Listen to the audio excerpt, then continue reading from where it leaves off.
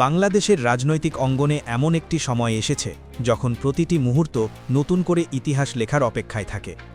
জামাতে ইসলামী এবং চরমোনাই পীরের নেতৃত্বাধীন ইসলামী আন্দোলন বাংলাদেশের মধ্যে চলমান টানাপড়েন এখন এমন জায়গায় এসে দাঁড়িয়েছে যেখানে আগামীকাল কি হবে সেটা বলা যেন অসম্ভব হয়ে পড়েছে। তবে সবচেয়ে বড় যে খবরটি এই মুহূর্তে রাজনৈতিক মহলে আলোচনার ঝড় তুলেছে সেটি হলো জামায়াতে ইসলামী চরমোনাইকে ছাড়া পূর্ণাঙ্গ জোট গঠনের প্রস্তুতি সম্পন্ন করে ফেলেছে বলে জানা যাচ্ছে। রাজনীতির মাঠে এই মুহূর্তে যা ঘটছে তা নাটকীয় বললেও কম বলা হয়। প্রতিদিন নতুন নতুন মোড় নিচ্ছে পরিস্থিতি। সকালে যা শোনা যাচ্ছে বিকালে তার উল্টো চিত্র দেখা যাচ্ছে। চরমোনাই পীরের দল একদিন বলবে তারা জোটে থাকবে, আবার পরদিন এমন কিছু বলবে যা থেকে মনে হচ্ছে তারা বেরিয়ে যেতে পারে।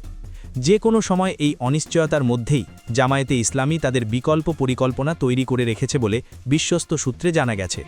চরমোনাই পীরের পক্ষ থেকে ইতোমধ্যে জানানো হয়েছে যে 12ই ফেব্রুয়ারি এর আগে তারা অনেক কিছু করতে পারেন।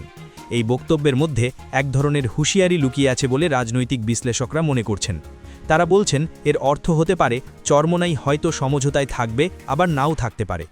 বিএনপির সাথে যদি কোনো আলোচনা বা সমঝোতা হয় তাহলে জামাতের সঙ্গে বর্তমান সমঝোতা বাতিল হয়ে যেতে পারে, এমনকি সম্পূর্ণ ভিন্ন পথে হাঁটতে পারে তারা।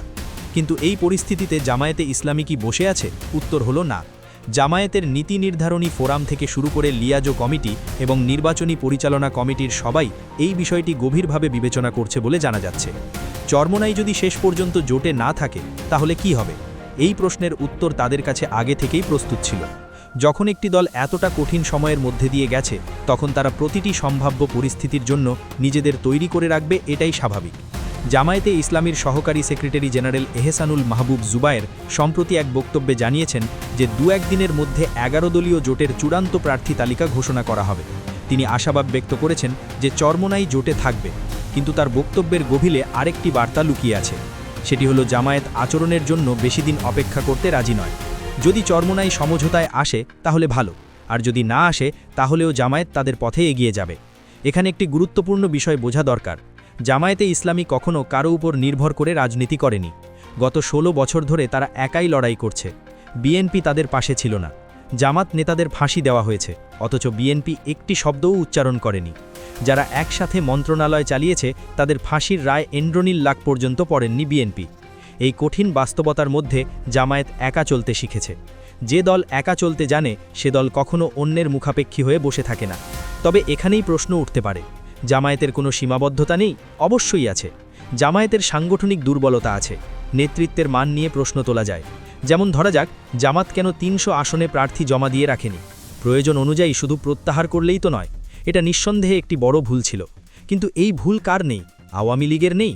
বিএনপি, আওয়ামী লীগ এবং বিএনপির সাংগঠনিক মান জামায়াতের চেয়ে অনেক বেশি দুর্বল। অযোগ্য নেতা জামায়াতে থাকতেই পারে, কিন্তু বিএনপি এবং আওয়ামী লীগে অযোগ্য নেতার সংখ্যা আরও বেশি। সুতরাং ভুল ত্রুটি সব দলেরই থাকবে। এত কিছুর পরও জামায়াতকে কাঁচা খেলোয়াড় মনে করলে বড় ভুল হবে। এত জুলুম নির্যাতনের পরও এই দলটি কিন্তু আছে, এবং এখন তারা ক্ষমতার দ্বারপ্রান্তে। এই জামায়াত আওয়ামী লীগকে ক্ষমতা থেকে উৎখাত করতে গুরুত্বপূর্ণ ভূমিকা রেখেছে। ফুটবলের মতো লাথি মেরে দিল্লি পাঠিয়ে দিয়েছে। অতএব যে দল এত কিছু করতে পারে সে দল নিশ্চয়ই এতটা অপরিপক্ক নয়। সমালোচনা করা যায় এবং করা উচিত, কিন্তু তাদের ক্ষমতাকে অবমূল্যায়ন করা ঠিক হবে না। চরমোনাই মাঝপথে অবস্থান বদলাতে পারে এটা জামায়াত বুঝতে পারেনি বা এটা তারা বিবেচনায় নেয়নি, এমন ভাবলে ভুল হবে। জামায়াতের যারা সিদ্ধান্ত গ্রহণ করেন তারা প্রতিটি সম্ভাব্য পরিস্থিতি আগে থেকেই বিবেচনা করেছেন। চরমোনাই যদি না থাকে তাহলে কি হবে? এই প্রশ্নের উত্তর তাদের কাছে আছে। এখন প্রশ্ন হলো, চরমোনাই না থাকলে জোটের কি হবে? এখানে কিছু গুরুত্বপূর্ণ তথ্য জানা দরকার। চরমোনাইয়ের জন্য যে আসনগুলো বরাদ্দ রাখা হয়েছিল সেই প্রতিটি আসনে জামায়াত জোটের প্রার্থী আছে। হ্যাঁ, সরাসরি জামায়াতের প্রার্থী নেই, সব জায়গায় জোটের অন্য দলগুলোর প্রার্থী আছে। জামায়াত নিজেরা ওই জায়গাগুলোতে প্রার্থী দিলে হয়তো আরও ভালো হতো, কিন্তু তারপরেও বিকল্প আছে। এখন মামুনুল হকের দল খেলাফত মজলিসের একটি অংশ এবং আহমদ আব্দুল কাদের বাচ্চুর দল বিএনপি জামায়াত জোট ছেড়ে যাবে কিনা এই প্রশ্ন উঠতেই পারে। উত্তর হলো না, তার আচরণের সাথে যাবে এমন কোনো সম্ভাবনা নেই। কারণটা সহজ, তার আচরণের সাথে গেলে কিভাবে সাধারণ সদস্য পদ পাবে? চেয়ারম্যান পদ পাবে না। এই বাস্তবতা সামনে রেখেই তারা সিদ্ধান্ত নেবে। রাজনীতি আবেগের জায়গা নয়, এখানে বাস্তববাদী চিন্তাই মুখ্য। আরেকটি গুরুত্বপূর্ণ বিষয় হল চরমোনাই যদি জোটে না থাকে তাহলে তাদের জন্য বরাদ্দকৃত 40 থেকে 45টি আসন অন্যদের মধ্যে বণ্টন করা যাবে। এতে মামুনুল হক এবং আহমেদ আব্দুল কাদের বাচ্চুর দলকে আরও ভালোভাবে সন্তুষ্ট রাখা সম্ভব হবে। অর্থাৎ চরমোনাই গেলেও পূর্ণাঙ্গ জোট থাকবে, শুধু একটি দল কম থাকবে। তবে চরমোনাইয়ের 3% ভোট গুরুত্বপূর্ণ, এটা অস্বীকার করার কোনো উপায় নেই। তারা থাকলে জোটের জন্য ভালো হতো, তাদের থাকা উচিত বলে মনে করেন অনেকেই। কিন্তু শেষ পর্যন্ত তারা থাকবে বলে আশা করা যাচ্ছে। কিন্তু যদি না থাকে তাহলেও জামাতের কাছে বিকল্প পরিকল্পনা আছে। এহসানুল মাহবুব জুবায়েরের বক্তব্যের তাৎপর্য এখানেই। তিনি বলেছেন, 2-1 দিনের মধ্যেই 11 দলীয় জোটের চূড়ান্ত প্রার্থী তালিকা ঘোষণা হবে। এর মানে জামাত আসন সমঝোতার জন্য বেশি অপেক্ষা করবে না। আসলে আসুন নইলে আমরা আছি, আমরাই পারি, এটাই যেন তাদের বার্তা। সূত্র জানাচ্ছে জামাত একবার সংবাদ সম্মেলন স্থগিত করেছে, কিন্তু পরের বার যখন সংবাদ সম্মেলনের তারিখ ঘোষণা করা হবে সেটা আর স্থগিত হবে না। তখন জামাত সমঝোতা ঘোষণা করে দেবে।